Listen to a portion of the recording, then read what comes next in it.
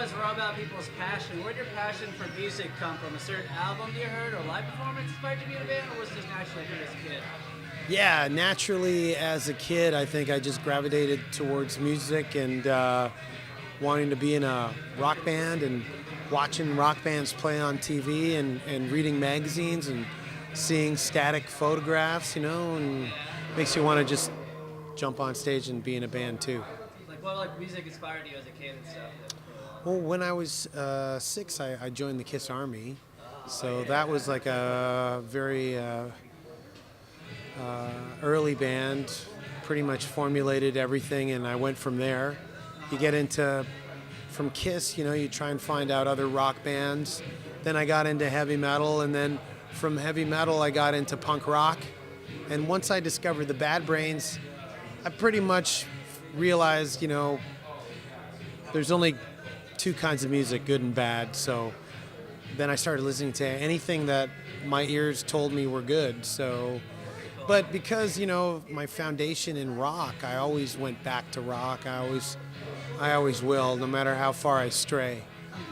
So. Well, that's what I like about it, because rock kind of branches off into like punk and metal and other things. That's kind of like your gateway, I feel like. It's a gateway, and metal was a gateway because I got into punk through crossover metal, when punk was getting more metal and metal was becoming more punk at a certain period of time, and so I got into a lot of crossover bands who were into punk bands, and then I got into punk bands, and that's just how it goes. Cool, man. Well, I was first exposed to you because I'm a big wrestling fan. Your song was featured on the Royal Rumble pay-per-view, I think back in 2015. Yeah. Are you a big wrestling fan? Was that a big deal for you? Or is it more it was a big deal being on the Royal Rumble theme song, not just a song on it.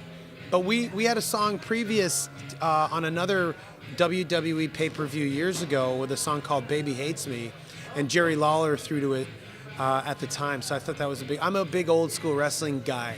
Like I used to buy Pro Wrestling Illustrated, The Wrestler, Inside Wrestling when I was a kid. Me too. So I used to read all that from first page to last page, and I used to mail order it too. So because being in Toronto was like a NWA hub, with Maple Leaf Wrestling before it became WWF Wrestling. So we didn't get all the Atlanta stuff, and we didn't get a lot of the West Coast stuff and the Northwest wrestlers. We got more of the Mid-Atlantic stuff.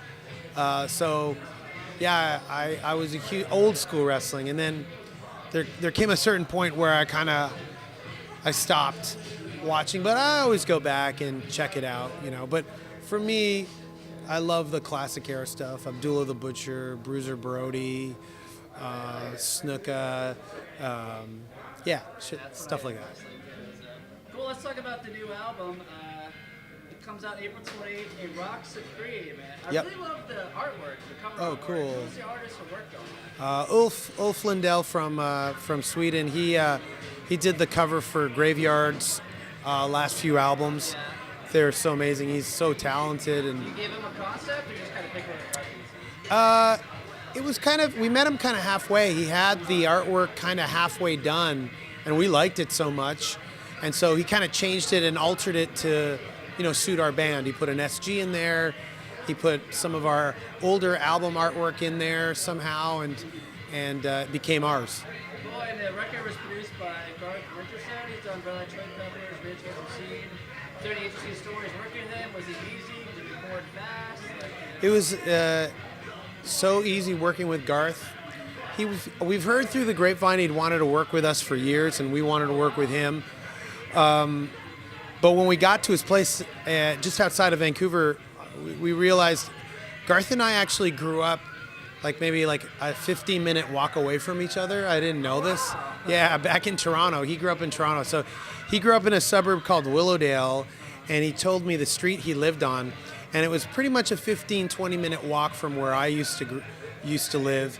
And the public school he went to, the grade school, was directly in front of the window I looked out of in my bedroom when I was all the way up till I was 11. Wow. So I think Garth was going to that school and in the playground when I was like an infant or a toddler or something. So So it was kind of cool, and from there, I don't know. From there, it just went on, and we got all of us got along. We just laughed through the whole session and made some good rock together. Yeah. Sweet. So your single "Burn in Hell," you did a music video for it where you had fans send in footage of them like either going to your concert or at the concert or just hanging out. Like that's an amazing concept because everyone's at their cell phones at concert stage. Including me. Who came up with that concept? Guys at our management and our web guy Ole, he put it all together. So Did yeah, you edit the whole thing too? yeah, Ole edited it. Yeah, I mean, so it must have been a long time to go through all the footage. yeah. I think there was a certain point in the tour where he said, "I think I got enough, guys," but it didn't stop people from once we hit their city to send it to him. Yeah. So Very cool. So the other two songs, if you pre-order it now, which comes out April 28th, you can get, let's see, We're Crazy, Crazy. I love that song. thank you. What's the inspiration behind that song?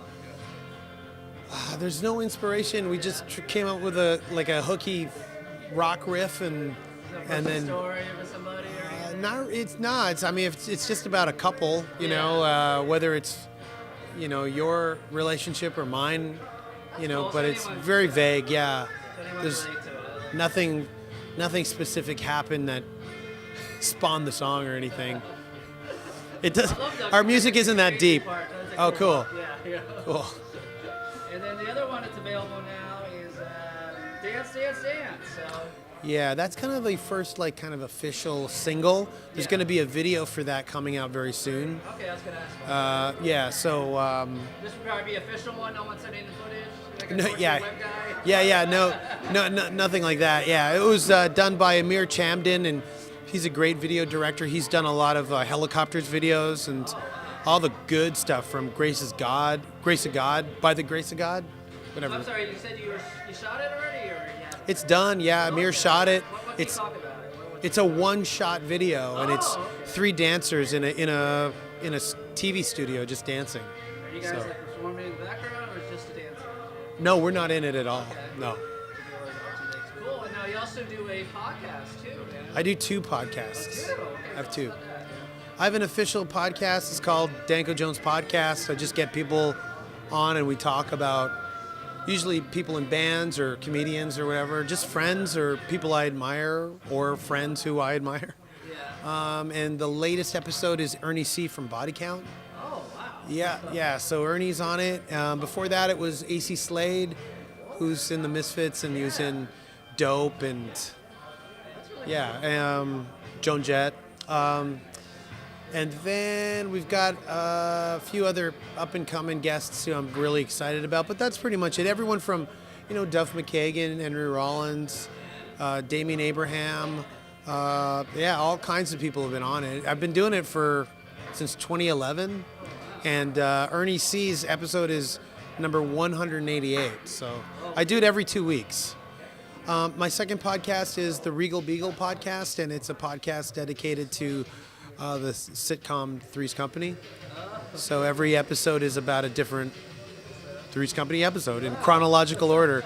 I do it with my cousin Cameron, who has never seen the show, so he watches it and we discuss it, his first impressions. Okay. Is that like your favorite show growing up? Yeah. Okay, that's cool. But I don't hate. He hates he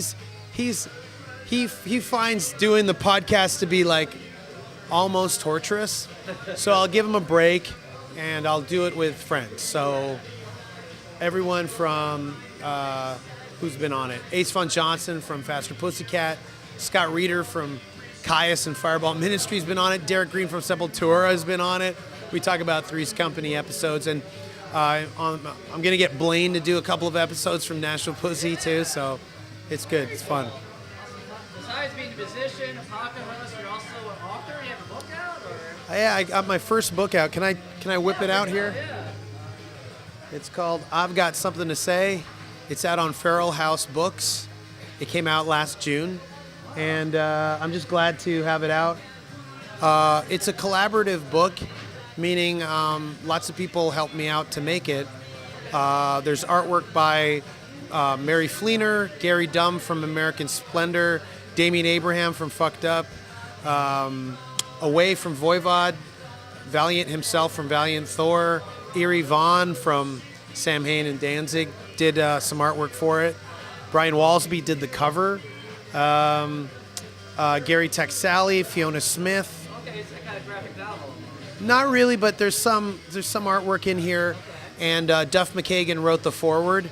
And Feral House has always been one of my favorite imprints, and it's an honor to be on the part of the Feral House family. And they've put out records, books like Lords of Chaos. I just saw the Lord's Chaos movie. Yeah, so that's kind of loosely based on the book, Choosing Death, Harley Flanagan's hardcore book, Apocalypse Culture. That was all on Feral House. Very cool. And it's available online.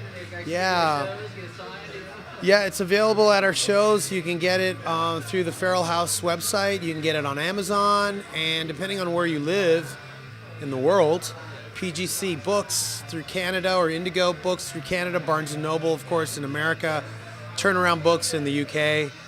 Awesome. So you guys are tour now of Nashville Pussy and Prima Donna. What's coming up after this? You got the album coming out. Well, yeah, once the album comes out, it's just going to be shows and touring and all kinds of stuff like that. Yeah, I'm wincing at just how busy it's going to get, but this is like the calm before the storm almost, and it's still pretty hectic. Well, So, I appreciate you taking your time out to talk to us. yeah, no problem. Thanks for talking to me.